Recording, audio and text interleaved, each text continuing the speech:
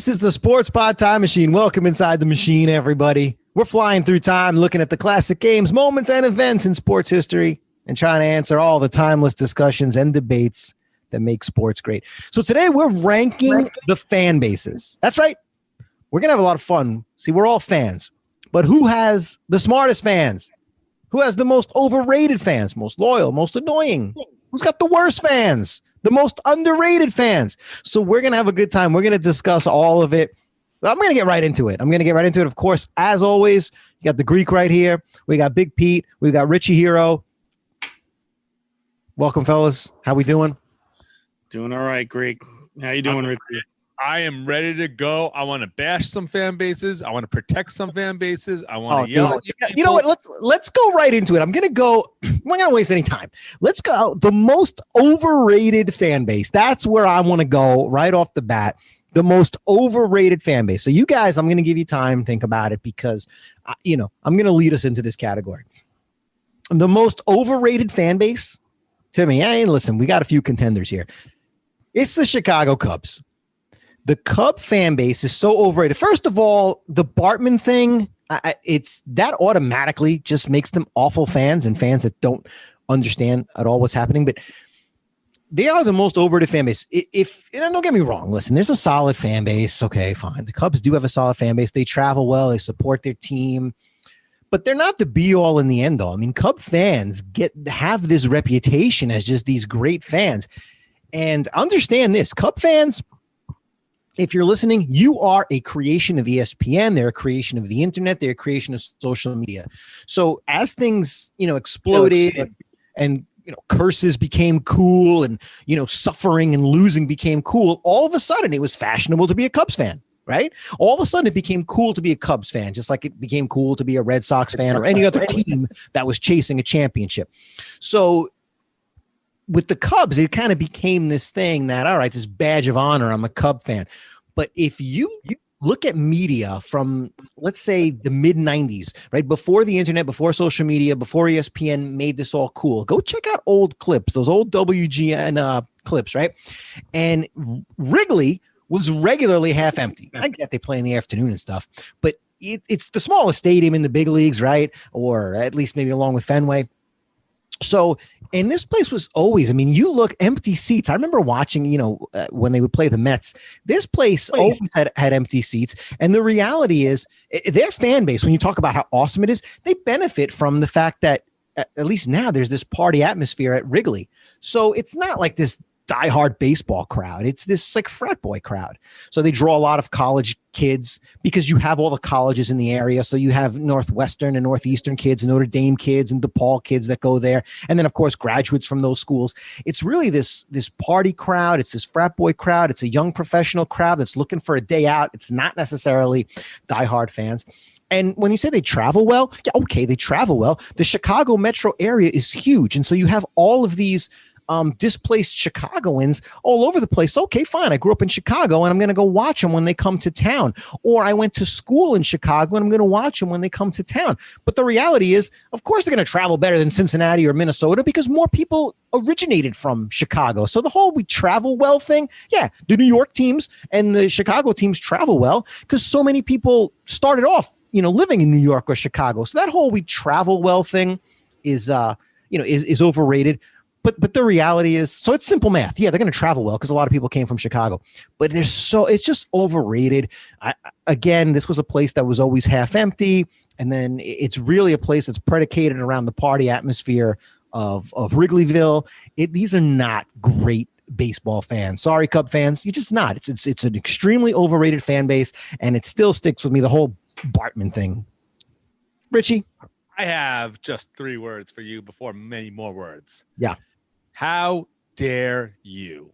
How dare you? How dare you besmirch my Chicago Cub fans? Let me tell you, I got your back, Cub fans. I'm a Met fan. Cub fans are like, oh no, he's got our back. It's over. The Cub fans just became White Sox fans. Next thing he's going to break out his cane and start hitting you over the head because he's so damn old. Jesus Christ. This guy's got our back. It's done. I think they all just became White Sox and Cardinal fans. Did Pete just make the same exact jokes you just added the Cardinals? Anyways, here's the thing. I will go back from 1988 up until 2015. Those are the years that this time machine is going to travel.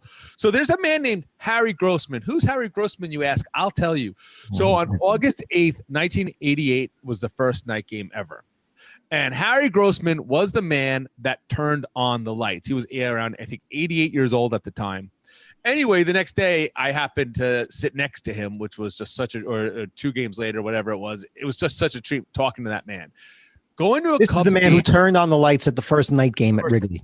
Yeah, Right. and August 8th, Okay, 88. yeah. They Mhm. got ripped out, and the first official one was the next day against the Mets, and I had tickets to that game because the Mets travel well.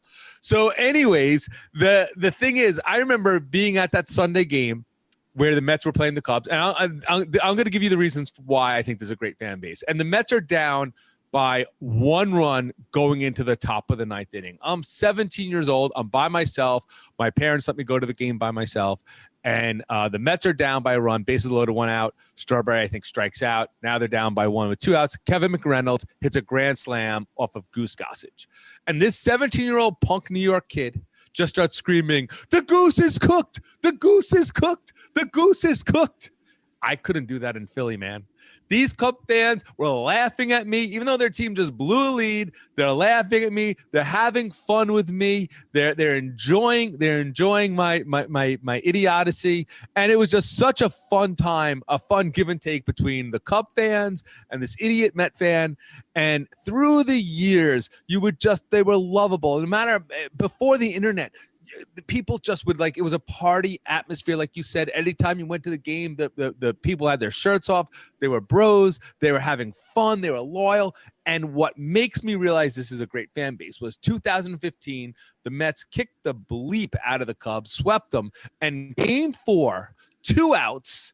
They're standing up. They're down by 15 runs, and they're giving a standing ovation to their team. And it's a full house, still packed, and they're still cheering. A week later, the Mets in game 5 are in the 15th inning, and they're down by 94 runs against the Royals. And I'm the only person left. The place is not half empty. It's 90% empty. These Cub fans are loyal to the core.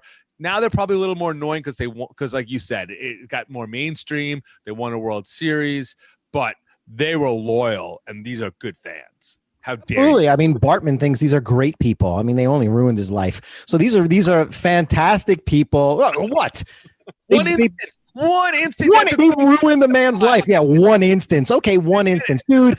Okay, great. You went and with the Red Sox or Red Sox fans are terrible because they bullied another overrated fan base, by the way. But yeah, just go back. These people weren't always okay. Great, they gave a standing ovation because they knew the team they were on their way up. So the reality is, you talk about Met fans, you want to besmirch. No, I was the only one there. I can remember those last game of the 84 season, right? The last home game of the 85 season, Met fans sitting there for about 45 minutes afterwards cheering for them because they knew that the team was on the way up and they were appreciating a team that was on the way up. What's that? They thought so. They thought they were on the way up in 2015 too, and it was empty. I mean, that's the thing. So you can't in 2015. Yeah, we know now that the Mets were actually on the way down at that level. They had peaked, but at the time we didn't know that. We thought with all the pitching that the Mets had that they were going to be great for years to come. We're going to get obviously. Listen, you're a Met fan hater, and we're going to get to the Mets. We could just rewind, folks. This guy went out of his way to put down the Met fan, and that's fine. We're going to school you because I'm going to Met fans. Your hero is here. Your warrior, your protector, and your defender is here, and I will protect your name. This clown over here, who is going to tell you how amazing the Cubs fans are, and while he does it, puts the Met fan down. You just did it. This will not be allowed here. I will protect you. I am your protector. I am your knight in shining armor. But let's just finish with the Cubs for us. One last thing. You would make a great political news analyst because you are so biased. You are so one-sided where I could tell the truth. And I could say Met fans are great, but Cub fans are better. Okay.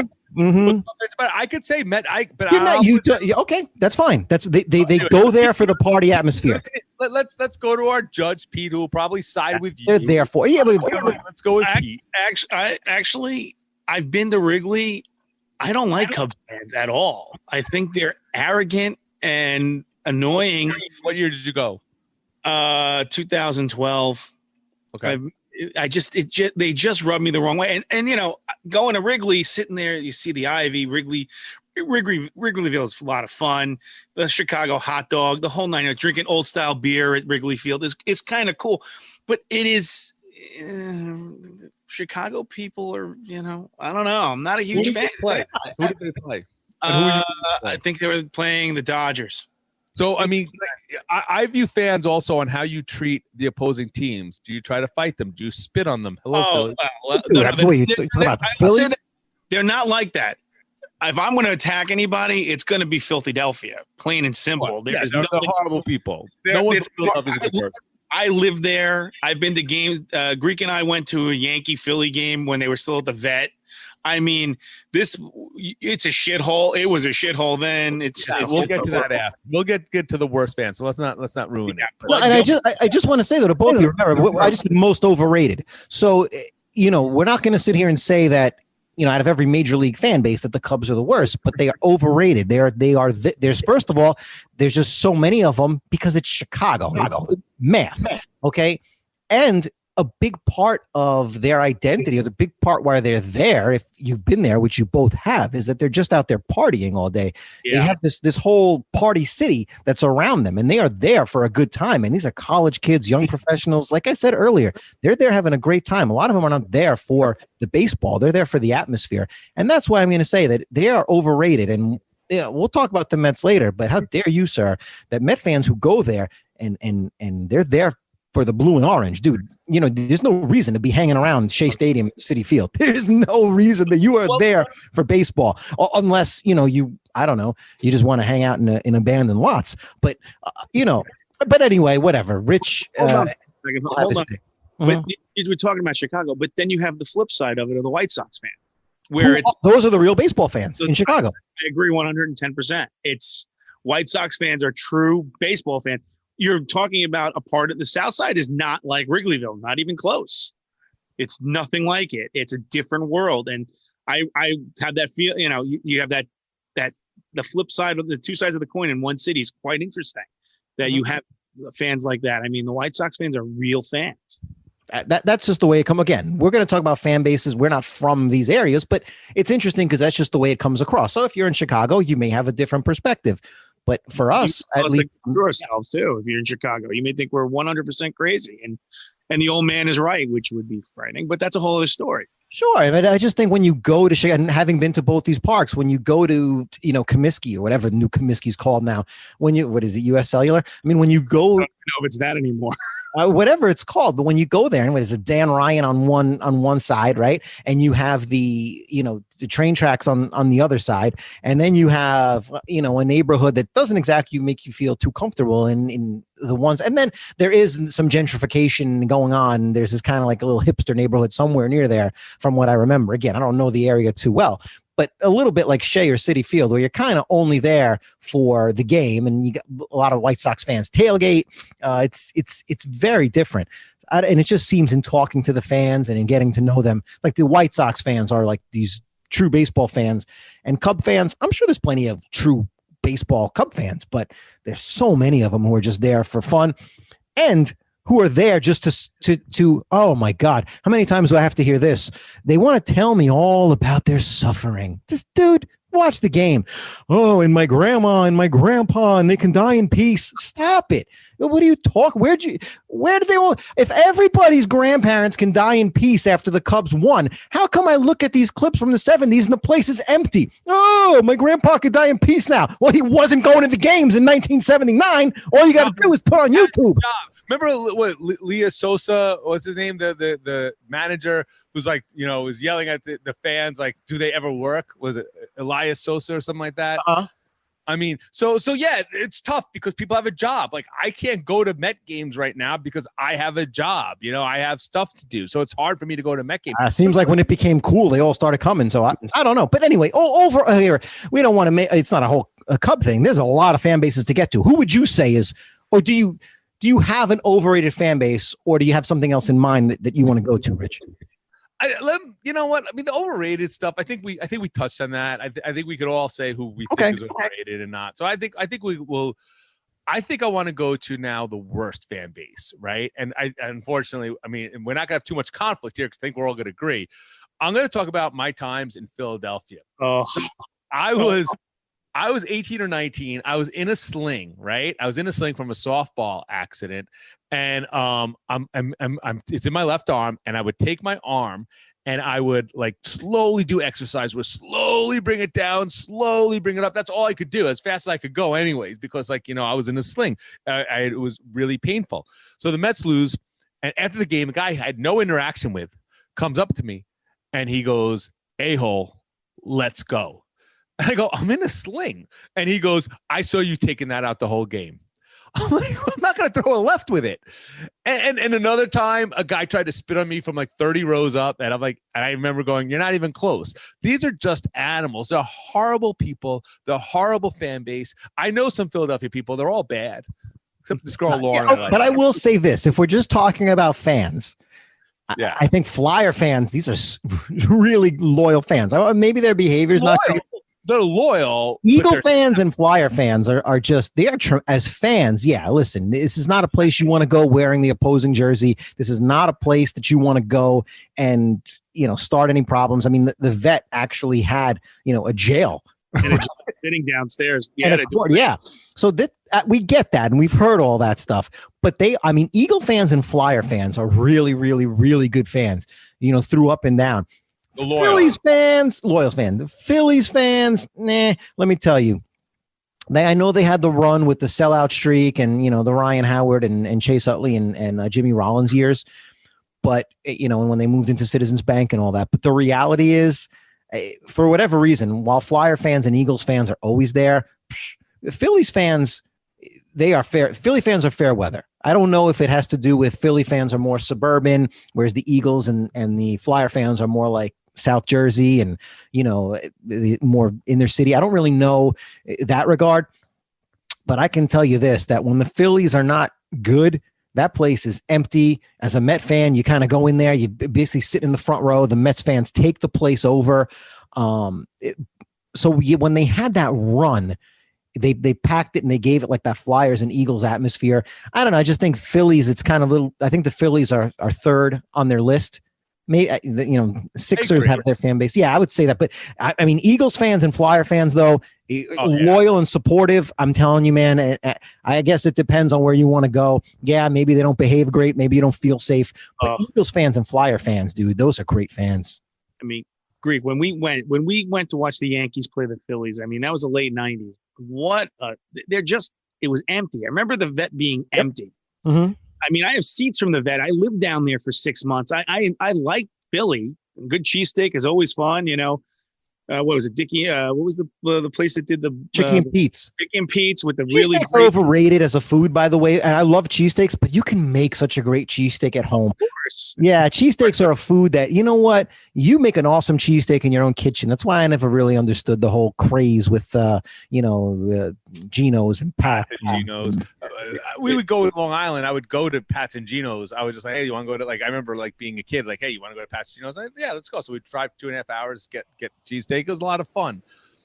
But I will tell you this: the one time that I thought I was going to get my ass kicked in Philly was after the Giants beat the Pats in '42, in Super Bowl 42. I went down there to visit a friend, and I'm in Center City, Philly, checking in. If I remember right, at the Omni. This is maybe a month and a half after the Super Bowl, and I'm wearing a Giants bucket. And I'm in the hotel when I'm walking out, and this guy walks up to me, and you can tell he's an Eagles fan, and he looks at me almost red, and he goes, "I can't say shit because you beat Tom Brady." And he goes, "But next year it's our year." And that's how. And I'm like going, this guy wants to start a fight, and he actually said, "I can't really say shit." And I was shocked because I was waiting for someone to take a swing because that's kind of the way they've always been. They're New York's little brother and they don't like us and we don't like them. And that's the end of it. Yeah, you definitely can't argue that it's as a fan base, they are, Philly fans in general have the reputation of intimidating, whatever.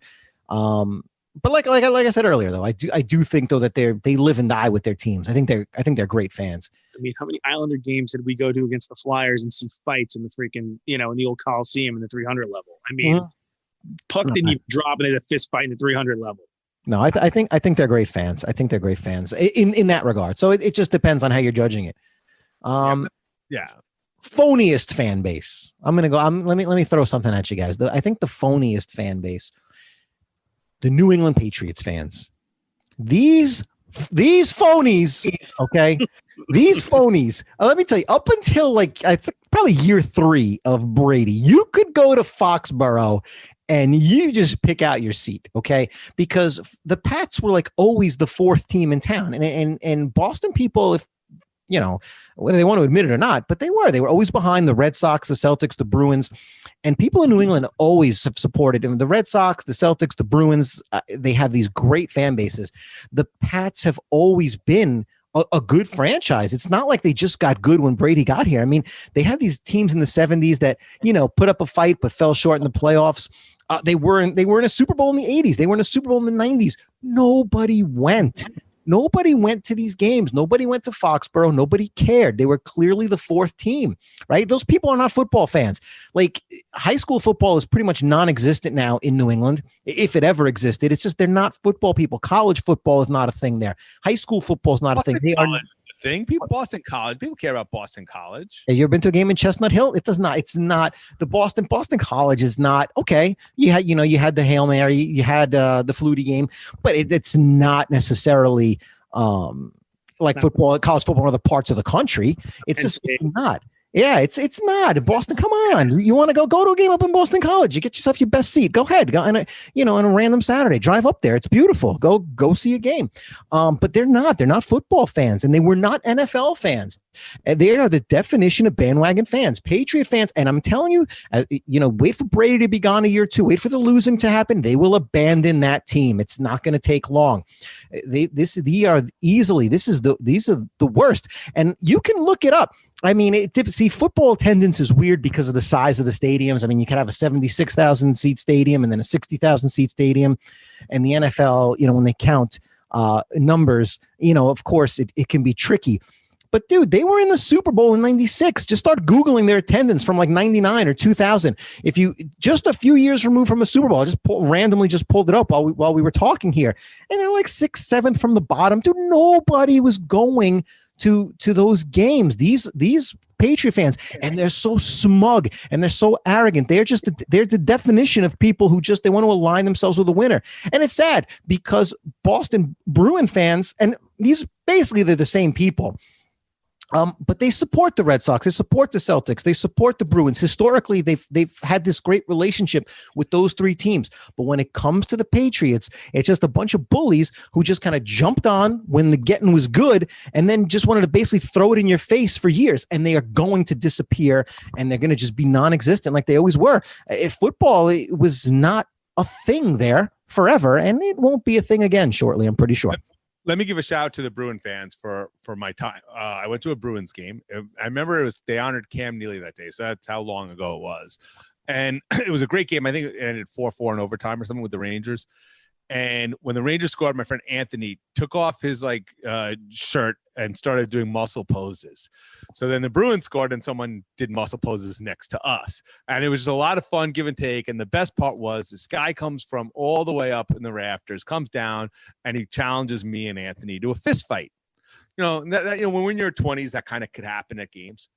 I'm not joking with you. Like 20 Bruin fans shot up and told this guy to shut up, go back to his seat, turned to us and said, root as loud as you can for the Rangers. I mean, and every time I've been in Boston, I'm an obnoxious guy, as you guys know. 2015, I saw. Come on. 2015, in September, I go to a Yankees Red Sox game and I try to start a "Let's Go Mets" chant, and I got booed by both fan bases. But it was all in fun. It was all loving, and I love Boston fans. I find them passionate. I find them loyal. Unfortunately, Greek. He's probably right with the attendance numbers, but I kind of feel any type of long-standing winning franchises are going to be phony. I'm sure there's a bunch of Yankee fans that if the Yankees ever go on a 3-year losing streak and start losing, they won't know who the bad second baseman is, who the bad third baseman is, in the future. They'll remember Jeter. And, I love the Yankees. Jeter. We had A-Rod. We had all these players, and then they'll forget the Bobby Meachams and stuff like that. And then they'll be back when they're good again. I got to say about you. The one thing you forget about Patriots, Greek, is that Foxborough Stadium, until they built Gillette, was basically an enlarged high school field. It was a dump. It was an awful place. And you are right. They were going to leave. They were pitched to go to Connecticut and move to Hartford and play where UConn plays their football games now. They were given that opportunity to walk out of Massachusetts. But for the most part, Boston fans, as I am a Yankee fan, a lifelong one, and, the hatred between the Boston and the Yankees is there. You can go to Fenway and you're not necessarily going to get into a fist fight. It's really, they do treat you well. But I will agree there's some the Patriots are smug beyond all belief, Patriot fans. Oh, yeah. And again, there's that distinction. The Red Sox, and they support the Red Sox. It's not like the Red Sox have always been good. The Bruins and the Celtics throughout a good part of our lives as sports fans have, especially the Celtics. I mean, going back to when we were growing up, the Celtics were very good, a little bit of a downturn, and then for the most part have been good most of our lives. The Bruins a little up and down, but for the most part have been competitive, have been very good for a lot of our lives, whatever. Red Sox, up and down at times in our lifetime. But the Boston fans have supported those teams through it all. I mean, the Patriots, though, even though they were good, there was no support for that team. So, yeah, let's go to franchises that we respect, like fan bases, and you want to get right into it. Let's go with that. Who we respect. Where do you want me to go with this? Well, I actually, being the level-headed person, I want to say something about the Mets. Oh, here's what I'm going to call. I think that the Mets, okay, are really, I don't want to say misunderstood. I think the Mets, they're a little bit their fan base, a little underappreciated, a little misunderstood. Here's the weird thing with the Mets. I mean, when I travel a lot, when I've been to other parts of the country, when I wear my Met gear, people will come up to me and say, "Oh, you're a real New Yorker because you're a Met fan." So I think there is a certain appreciation around the country for the person who's from New York and who is the Met fan, because I hear that a lot. Oh, this is a real New Yorker. He's a Met fan. So there's that. But I do think within this area, and I think it's because our two drive time hosts who've dominated the airwaves in New York happen to be Yankee fans. I think there's this nonsense narrative that the Yankees own New York, which they don't. And it's just historically that's not accurate. So I think Met fandom is misunderstood a little bit. Throughout the country, I think they look at us as, hey, you're a hardcore guy because you're willing to support this team in the city of the Yankees. But even here, I think sometimes there's this narrative that, oh, the Yankees, own the city, and that's just, it's not the case. History will show that. So let me talk about my Met fans, my people, by the way. The people you dismissed 20 minutes ago. I didn't dismiss them. You said they're rotten, that they left their team in a World Series while the Cub fans sat there and cheered their team. Oh, so now you're jumping on my Met bandwagon? Let me ask you a question. You have children, right? Yeah. Do you ever admonish them when they do wrong? Do they do wrong? And if so, have you ever admonished them? Well, my kids know right and wrong because they are constantly following the example of somebody who does things the right way. Your kids have never done wrong, and you've never had to admonish them. That's what he's saying. So let me go for reality. Okay. So here's something with the Met fans. First off, they are loyal, they are passionate, and they are whiny. I mean, they are whiny beyond belief. You look at a Twitter thing when they traded Kelenic, and every time the Mets put up a new thing about a guy, a prospect, you get 50 tweets. Oh, they're going to trade him for Mo Vaughn. They're going to trade him for Cabrera. They're going to trade him for some old guy. Oh, you're saying that? Well, just before you continue, I just want to clarify for the audience. So is this? Because I'm going to say that they're misunderstood when I get my turn, maybe underappreciated. You're saying that they're the whiniest fan base. That I know of, yes. Okay, but I also am going to say, guy's ready to knock you Met fans as far as he can. This guy is unbelievable. No, listen, I'm one of them. You can't talk about my brother. I could talk about my brother. You can't. And that's how I feel about Met fans. So let me tell you something, though. I will say 2008. A wolf in sheep's clothing. You here. Oh, I'm one of them. Whiniest fan base, disloyal fans. I'm one of you guys. Absolutely.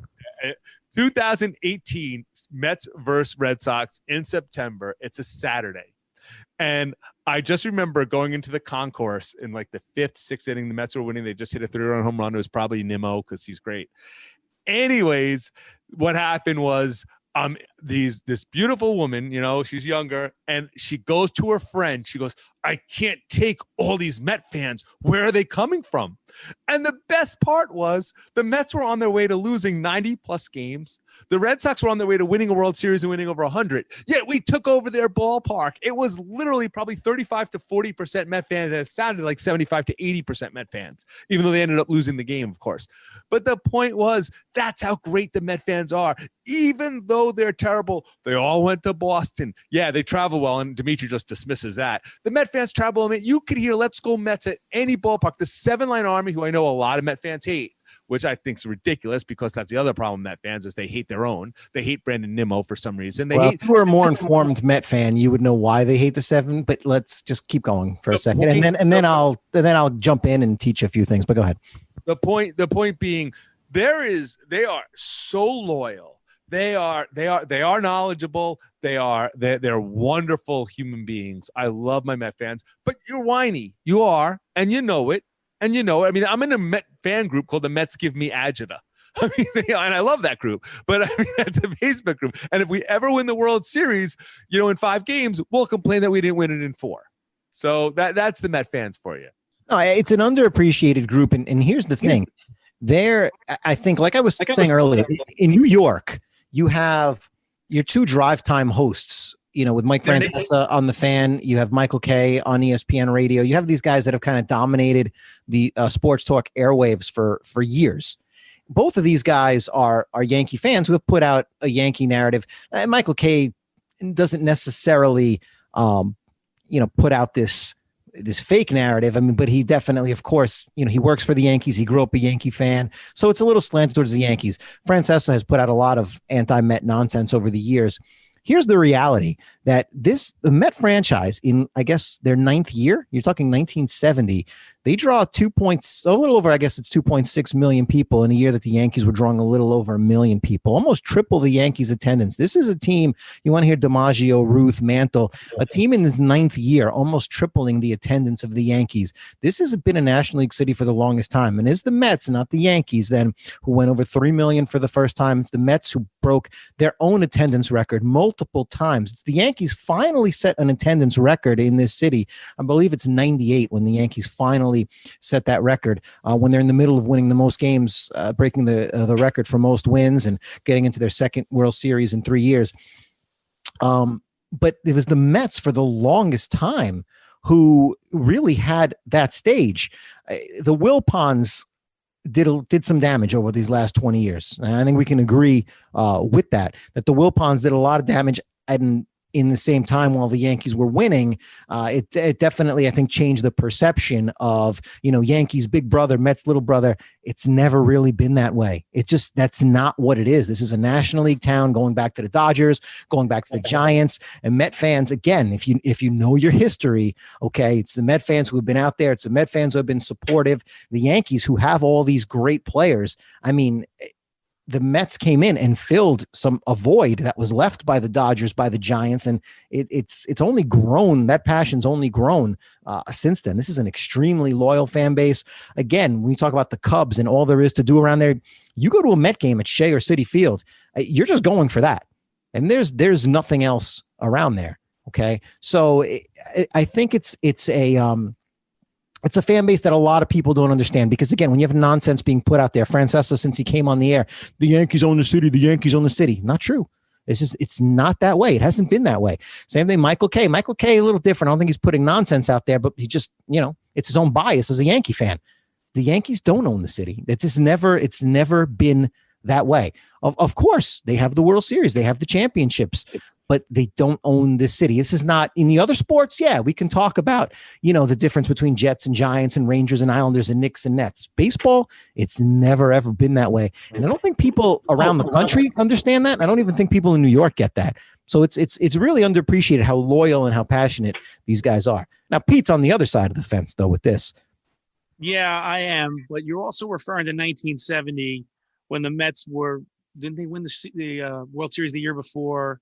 The Yankees were at CBS and the team was falling apart, although they were in second in the American League East in 1970. Yes, but you are right. My grandfather was a Dodgers fan.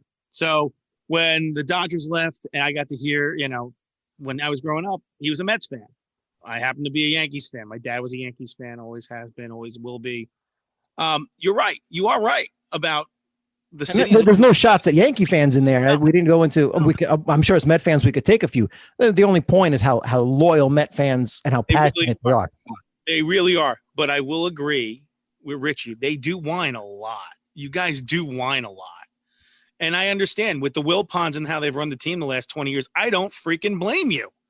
The team has a lot of issues. Your ownership has screwed you so many times.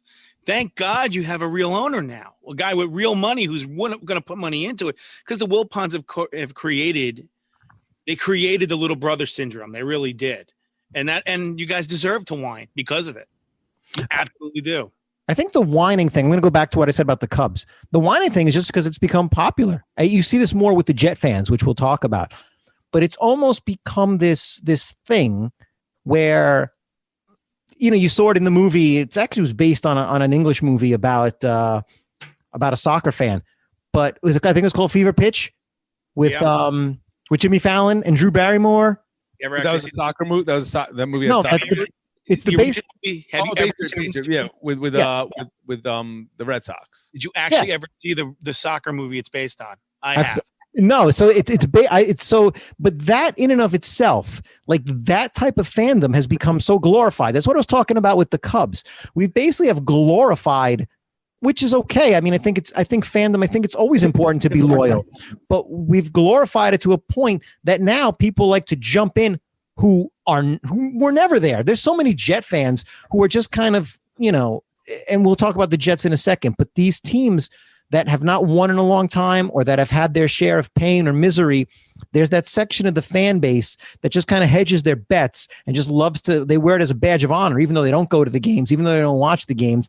They just love to say, again, like the Cubs fans, we've glorified it so that when the team finally wins, they can give you, like the Cub fans give you, all the nonsense. I've been here forever, and my grandfather and my mother and my father. So I think there's a part of Met fandom that, and I know a lot of the Met fans who whine, those aren't the Met fans that are there all the time. Those are just the ones who like to, show up for that. And I'll say this too about the Mets. Obviously I've done, my share in the broadcasting field, and they, at least in the 2013, 2014, 2015 seasons, those years, I'm not exactly sure how they measure all of this. Maybe it's through hashtags, but hashtags and mentions and all that stuff.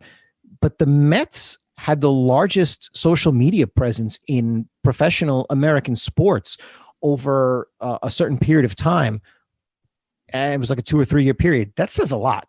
If the Met fan presence on Twitter, Facebook, Instagram, on those major social media mediums was larger than of any other team in any other sports. So they're out there and they want to interact and they want to engage. I mean, that's a big deal. Let's just want to put that there. Let me just say one thing, Greek. Me and Greek went to a Jet Colt Monday night game, very cold, rainy, and the Jets were down around 35-0 in the second quarter. And by the end, no one was there at halftime. Me and him, actually, we made it to like 5 minutes to go in the game before we finally left. I mean, no one was there. Like, I don't blame Jet fans for not going to games anymore. I mean, like, I really can't. Like, their team is so bad for so long. You watch what you can watch, and but like, am I going to sit down and watch a Jet game, or am I going to watch the Ravens versus Steelers, where it's going to be a really competitive, great game? And yeah, I guess I'm not as good a Jet fan as the idiots that are going to watch the game, but I'm still a Jet fan. So I kind of feel you're being a little harsh on some fan bases.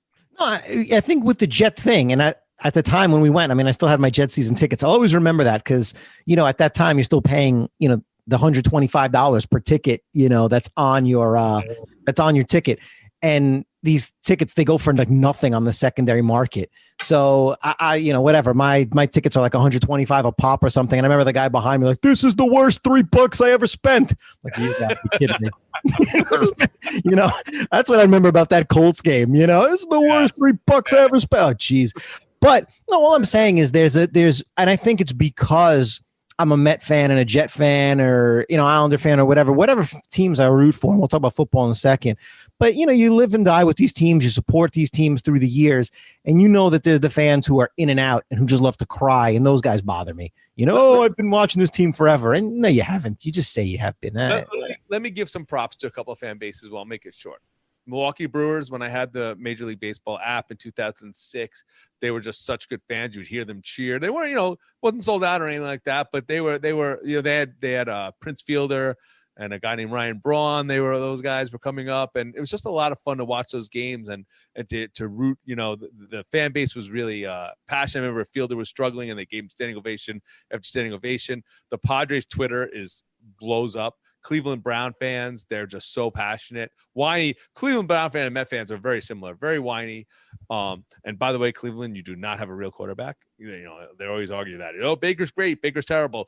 That's the funny thing about their fan base is they're always arguing on Baker Mayfield. Hey, you guys have two really good running backs. You have some really good wide receivers. You have a really good offensive line, and your quarterback is as mediocre as could be. I mean, trade that quarterback with any other quarterback and you'd have a real team. So Baker Mayfield is not the real deal. I don't say it because I don't want to get added too many times. But I think the Oakland A's, it's so much fun to watch, even though no one shows for the A's.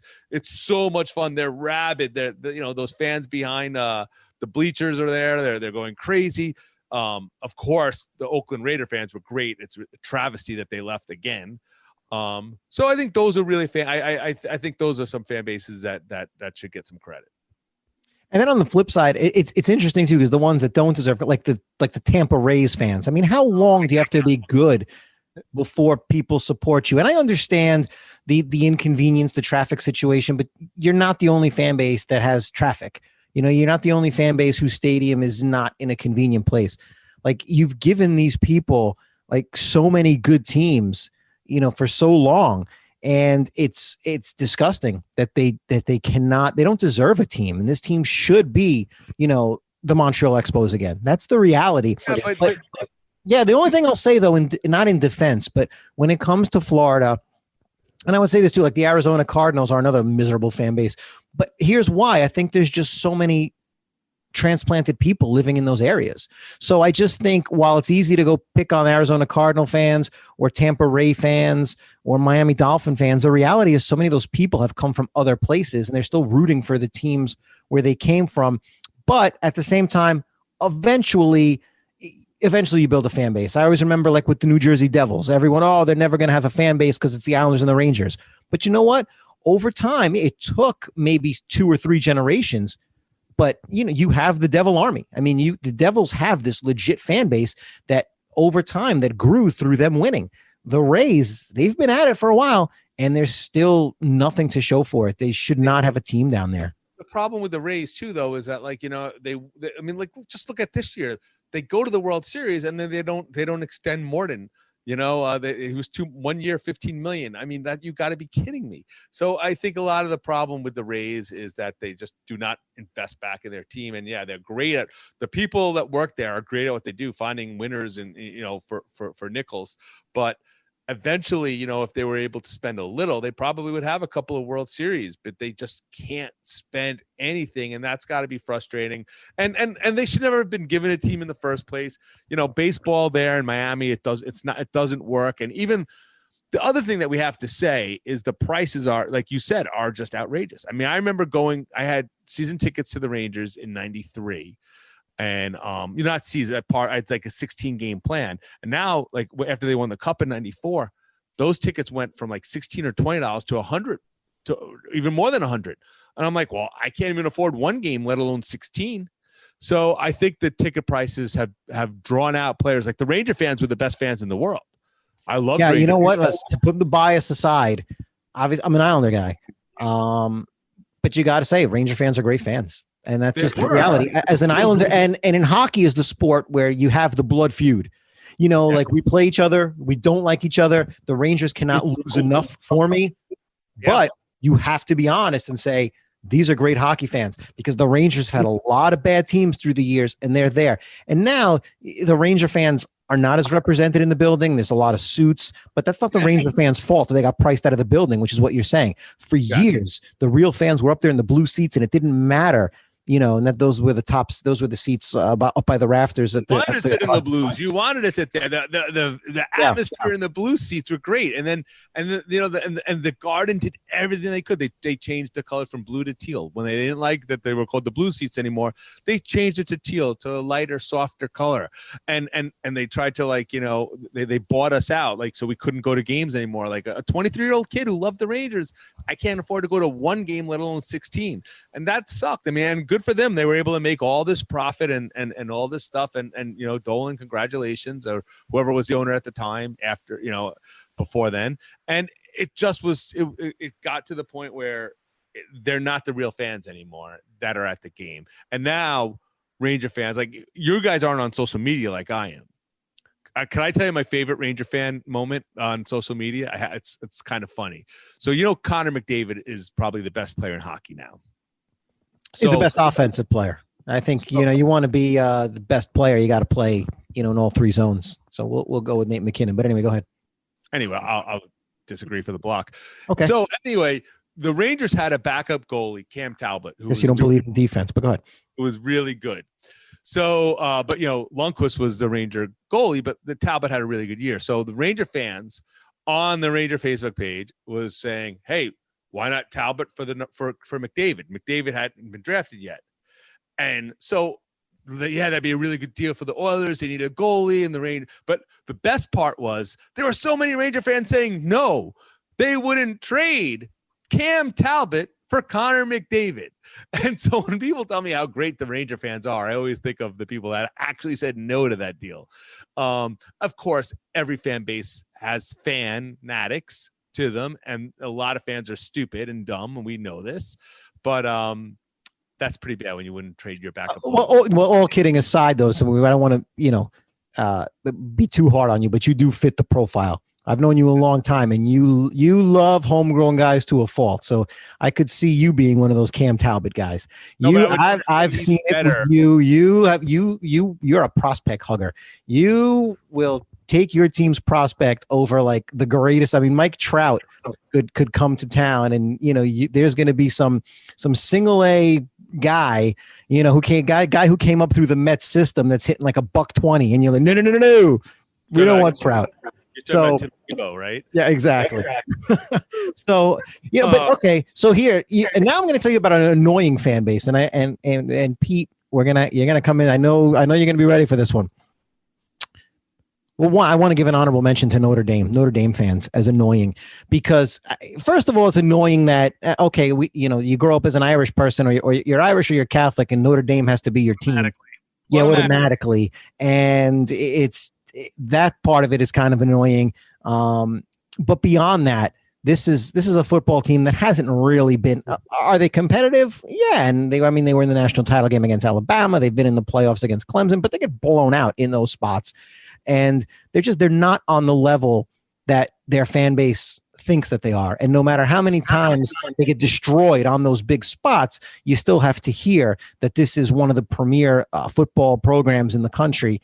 And they aren't, but there's this superiority, or this, elitist behavior of Notre Dame fans. It just kind of gets sickening after a while. And it's like, nobody told them that, hey, you're not Alabama, you're not Auburn. You're not one of these SEC teams. You're not Clemson. So they're an honorable mention, but here's where we're really getting to.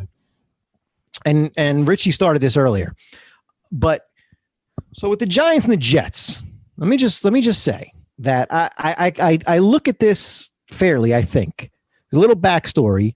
This is a sport where I root for both, because even though that sounds crazy, here's the story though, Rich. And it's not a fraud. It's that when I was little, the Mets come first to me all the time. So when I was little, to me, the Mets were in the National League. The Giants were in the NFC. So I thought the Mets and the Giants were brothers or cousins. Like I thought they were like related. It's weird, but that's what a 4-year-old, and whatever, I was like a sports savant, which I still am, obviously, Rich, teaching you everything I know. But even from 4th grade, I should be 4 years old. I'm into this stuff. So I'm like, all right. Together? So what's that? Do you think they went to dinner together when they were in the same town? No, I thought they were actually related. I'm 4 years old, dude. So I knew I had when I go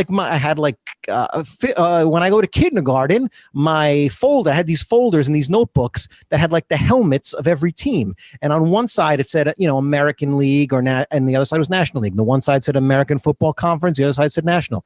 So I saw the Mets and Giants and I said, well, they're related to each other. Right.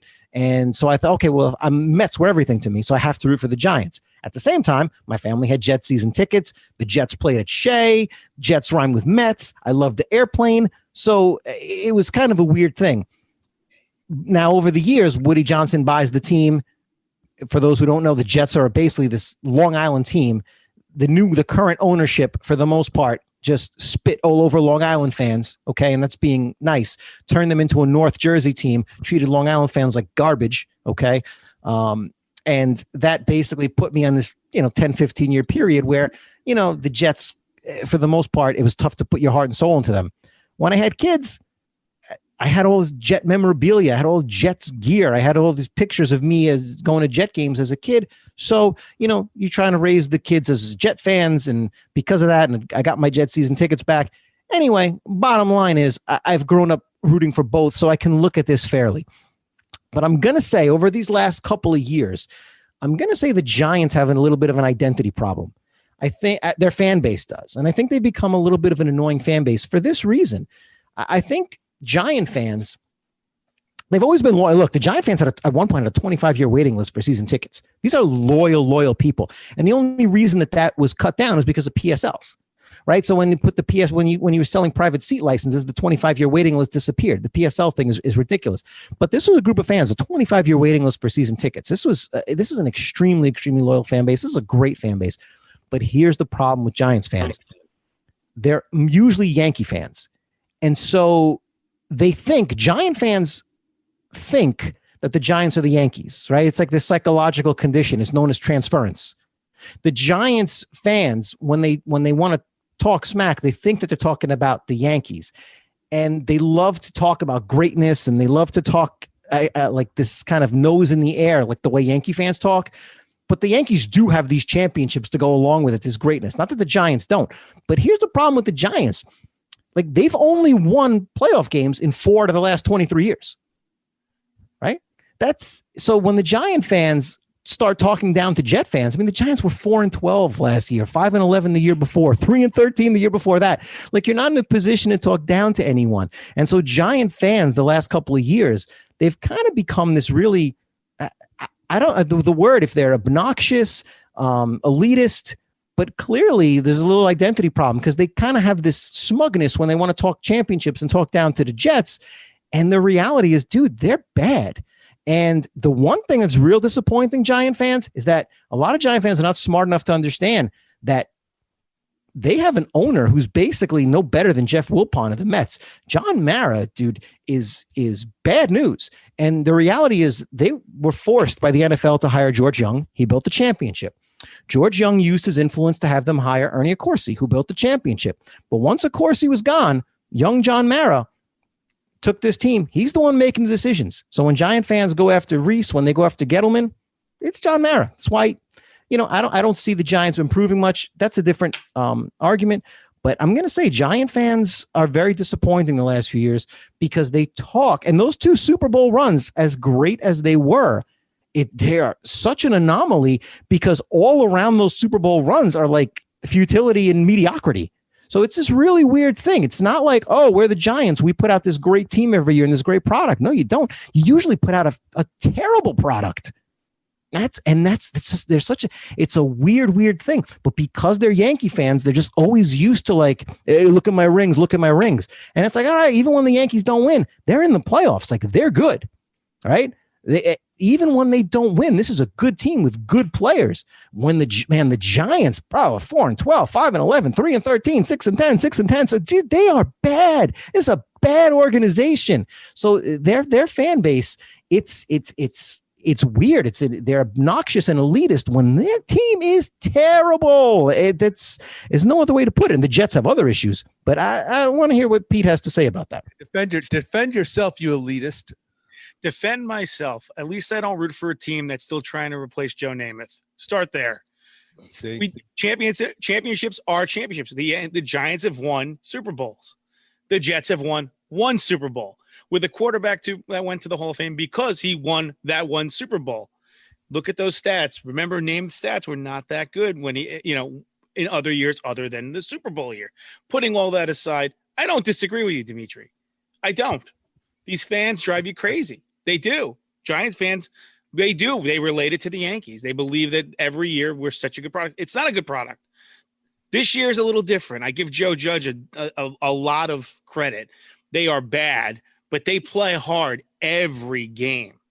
Every game. But they didn't play hard last year under Shermer. They didn't play hard under that blowhard. What was his the pudgy bitch that they hired? I'm talking McAdoo? about. McAdoo. Oh my God.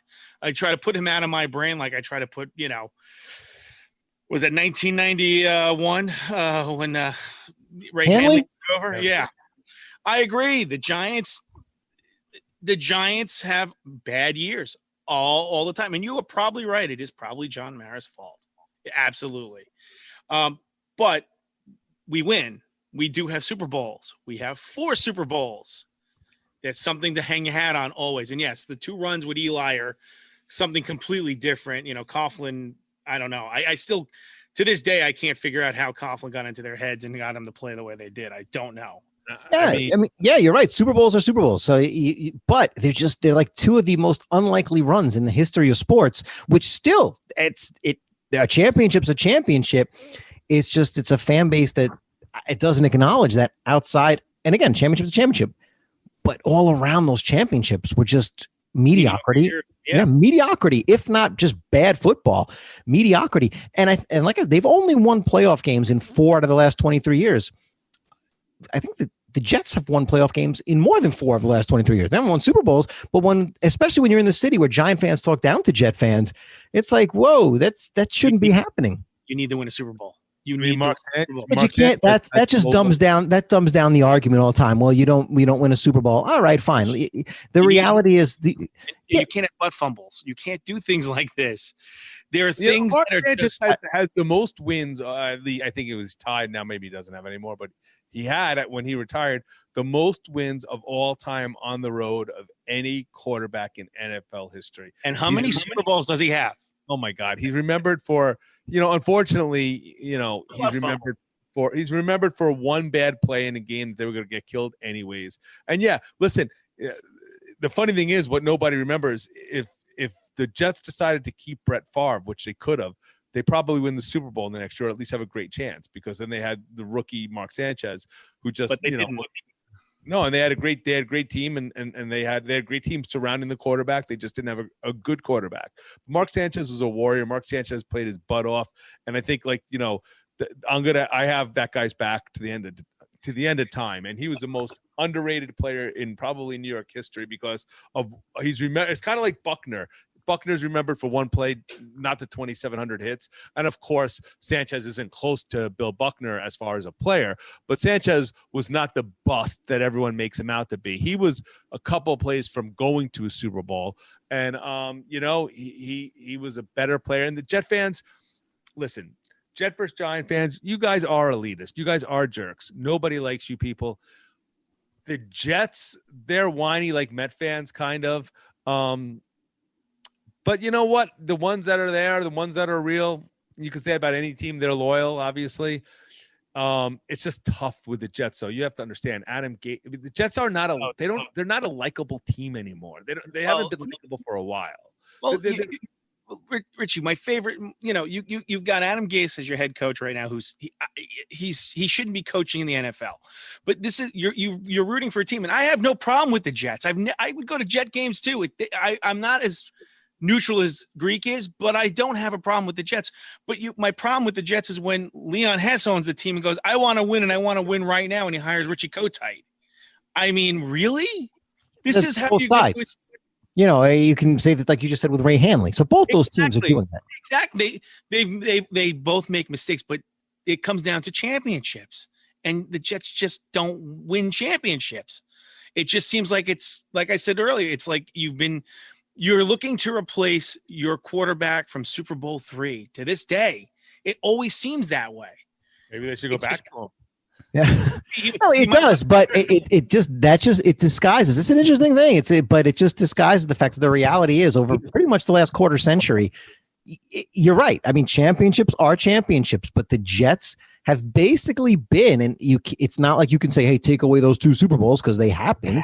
But if you just take away a couple of weeks, in 2007 and 2011, the reality is over the last 3 years, the Jets have really probably put out the better product than the Giants. And 23 years is a long time, dude. You're talking about a quarter century. You're talking about 2 Super Bowls that you can't. I mean, like, how was the? No, you can't. But I'm just saying, though. But it dumbs down the conversation just to say to point that.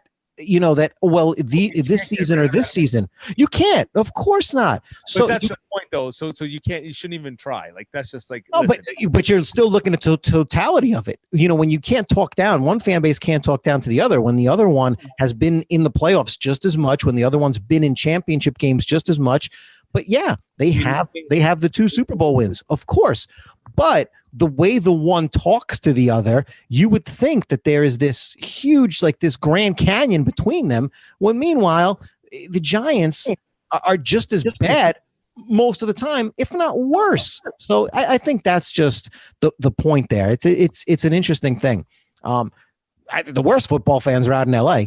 I mean, they've got a nice, beautiful stadium, but I mean, how many times can you lose teams? That's ridiculous. I love the LA Charger fans. The fact that they had are there any? Wait a minute. Are there any? Seriously, they were having problems when they were playing in the soccer stadium, filling it for 25,000.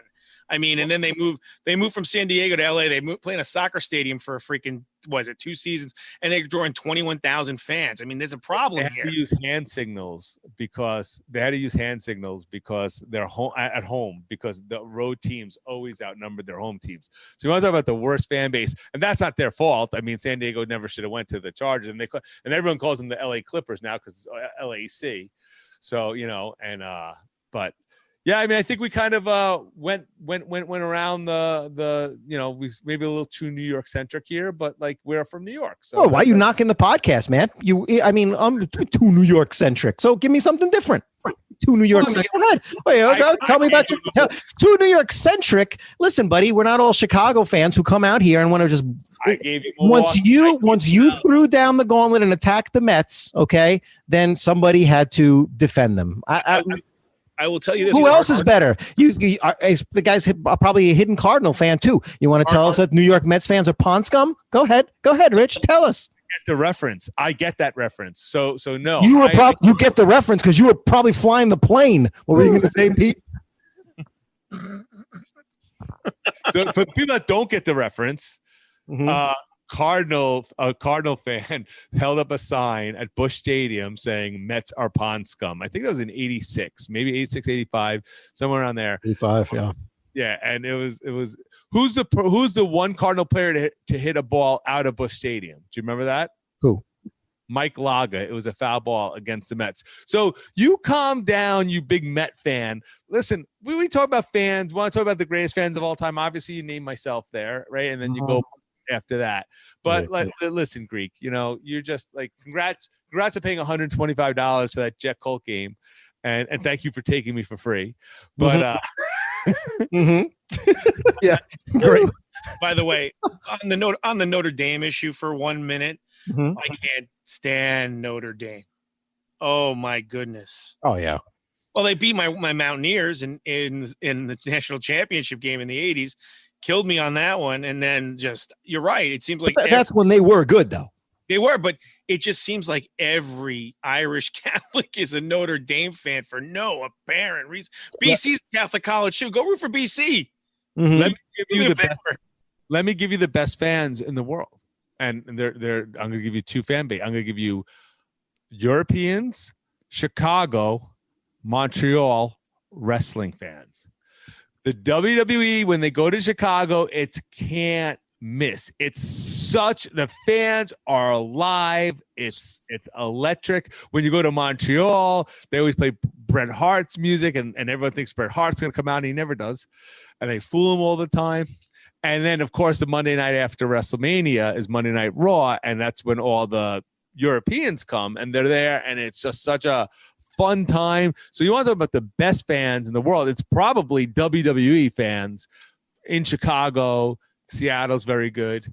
And maybe that's the end of this podcast history. Yeah, once you start talking about the WWE, it's officially time to, put this thing to bed. Pete? I will tell you this, Richie. Greek was right about Fever Pitch. You need to actually watch the original film.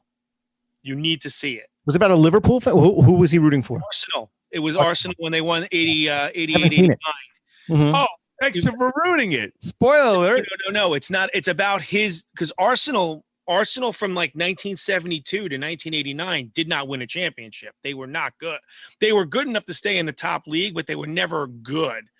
The best part of it is they mentioned the team I root for at least 3 times in the movie, including like the first scene where, my cousin could have played for them, but decided not to and just to be a fan, because when Leighton Orient plays in League 2 and 4 leagues down, that's the way it goes, really, really bad soccer, but we'll leave it at that.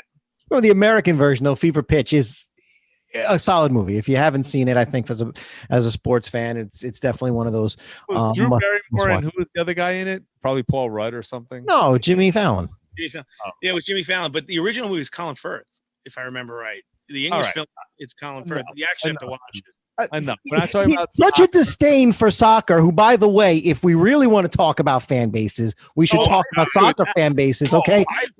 Listen, check out our other podcasts, because not only is this guy a Met hater, which was established just now, but he's a soccer hater, okay? I mean, can you hate enough things? But let's check out our other podcasts and listen to Rich hate on everything.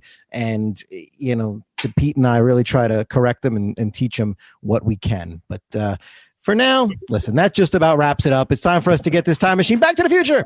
So wherever, whenever, and however you've joined us, we thank you. We appreciate you guys listening to us, spending some time with us. We had a blast spending time with you. Can't wait for the next time. So for Big Pete, for Richie Hero, I'm the Greek. This has been the Sports Pod Time Machine. Until next time, take care, everybody. Bye-bye. Copyright 2021 Yackers Huddle Media Group, Inc., all rights reserved.